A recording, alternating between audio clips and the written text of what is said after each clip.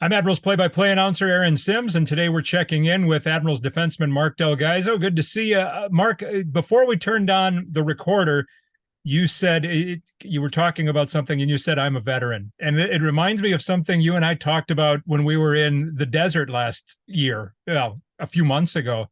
Do you feel like a veteran? You're in your second year, full season, just completed your second full season, but do you feel like a veteran now? Yeah, for sure. And thanks for having me, Simsy. But yeah, to answer your question, yeah.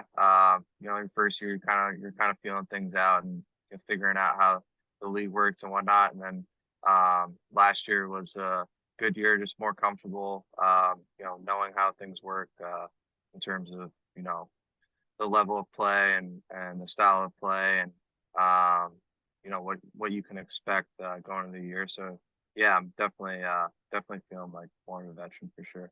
The two seasons you've played in Milwaukee, I told you I thought when you were a rookie, I've told you this many times that your rookie season, I thought you were the best defenseman from the beginning of the season to the end, all the way through. Last year, you took it up a notch, and then in the playoffs, even more so. I mean, where did that come from? You're second on the team in scoring in the playoffs, 4 goals, 8 assists, just a fantastic. I told you too that there's a player when I was a kid named Steve Payne. They called him Mr. April because he was always great in the playoffs. So I started calling you Mr. May because you were great in the playoffs. But I was just curious, how was that just the normal process? Just that's the next step? Yeah, I mean, I guess, the playoffs are, the most exciting time of the year and it kind of brings out like the best in you if you accept the challenge. And yeah, I thought I finished the second half of the season and of the regular season really well and kind of just carry that um into the playoffs and was fortunate enough to have a good run and the team did well and fell up a little bit short, but personally you know was able to produce offensively and produce at key times. I'm gonna go with the negative part of the season coming to an end in Coachella Valley in Game 6. Um, what was that like? That it was suddenly over? You had just flown out the day before, and now you got to turn around and fly back, and it's 8 different flights, and there's storms and all of this stuff. But the finality of it, and knowing right immediately after the game, I'm assuming all of you kind of felt, one, we'd love to continue to play, but two, this team is never going to be together again. Yeah, no, it was it wasn't a good feeling to say it's simple.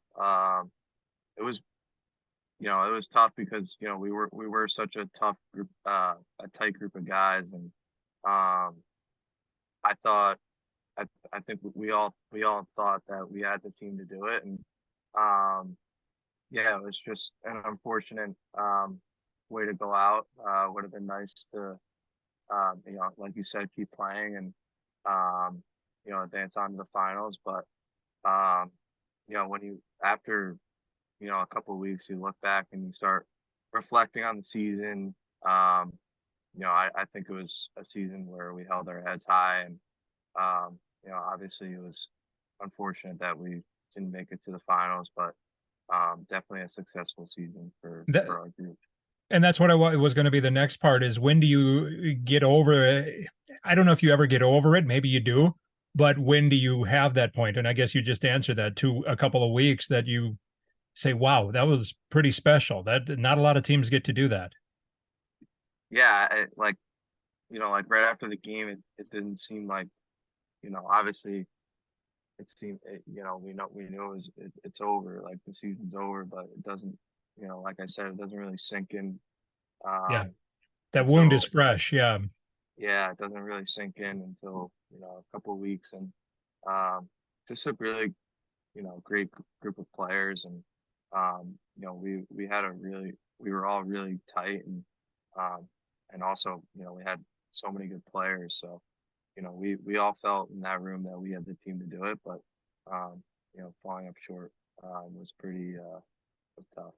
It says a lot about your group, and this is well documented too. Around the beginning of March, when all the players were called up to Nashville because of trade deadline, and other players came in, and And then everybody had to get back together again come the playoffs and make it work. It wasn't necessarily comfortable for some players, but at the same time, you guys made it work about as well as it possibly could have. That says a lot about the group of people you have in your room, that you have to set aside some, the cliche, you have to set aside your personal for the gain of the team kind of thing. Yeah, for sure. The guys that were fortunate enough to go up to Nashville did, um, for the most part, really well. And we had to bring in some guys from different teams and whatnot to step up, and the guys that didn't get that opportunity in Nashville, had to step up and provide for the team in Milwaukee while the guys were up top. So we both kind of like both um, I guess organizations did really well during that time. And it's just a testament to the guys that were on the team the whole year, and didn't get the chance to go up, but kept the team afloat, and kept the team in good spirits. So you mentioned taking this, enjoying the summer. What have you been doing this summer? I've been going to the beach at my parents' house on the weekends, and been playing some golf and doing a little bit of fishing here and there. So just the usual Perfect stuff summer. to do in New Jersey. Perfect summer. Yeah, just the perfect all the things to do You in New Jersey. you said you went tuna fishing. Is that I have no concept here. Is that common? Is that, and how big are we talking here? When I think of tuna, I think of seeing these shows where they pull in these huge nets and these fish are 50, 60 pounds. Like how big are these fish?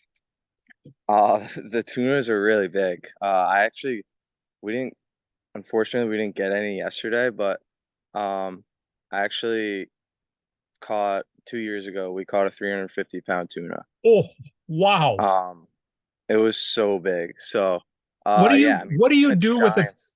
what do you do with a 350-pound fish?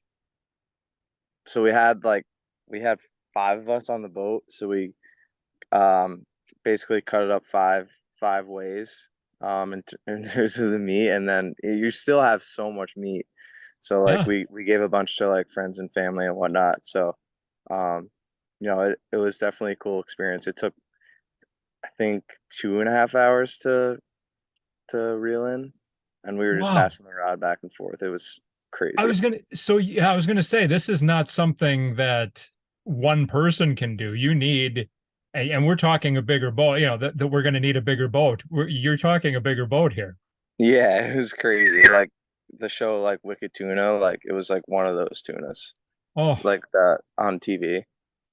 So it was crazy. when you finally get it to the side, do you have a big net that you have to cradle it in, or what? Or does somebody have to reach over? I mean, what do you do? Because that 350 pounds, my goodness, that's dead. Um, That's deadlifting a live thing. Like that's crazy. yeah. So you basically pull it, close to the as close to the boat as you can, and there's someone with a harpoon. It's Wow. called. Um, and then you got a gaff and a tail. You got to get a gaff and then tail rope it. So it's a massive fish. So like it gets pretty hectic. So I was way off with my 60-pound fish here. It's my unreal, unreal. So yeah, that's a good way to get the arms working for 3 hours in an afternoon. Yeah, your whole like because I reel with like my right arm, like my whole right arm is just like shot for like 2 hours.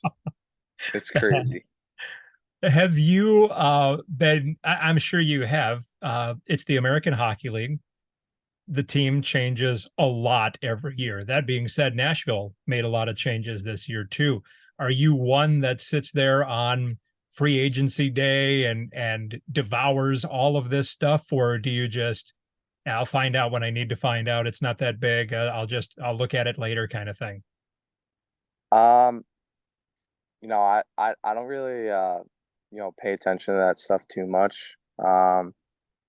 But yeah, I mean, it's kind of like a crazy time for those like few days during like free agents for are you talking about free agency? Free agency, yeah, Oh free yeah. agency. Yeah, I mean, I'm not it's kind of interesting like seeing all the things that go down. But you know, I'm not one to, follow it too in depthly, but I am on, Instagram and whatnot. So I do see the stuff that is being um publicized and whatnot. Last one here. Now it's a new head coach down there. So as you're working out, you kind of, at least with Andrew Brunette, and some of the other staff, you have kind of a new sheet of paper, a blank slate there to show them what you can do. How are you approaching? I guess that's how you were approaching this training camp, which begins just in a few weeks. Yeah. New GM and new head coach. So definitely just excited to get there and get to work and see what the things that he implements and whatnot. So yeah, I'm definitely just super excited to get going here in the next few weeks and showing them what I can do. Thanks for doing this.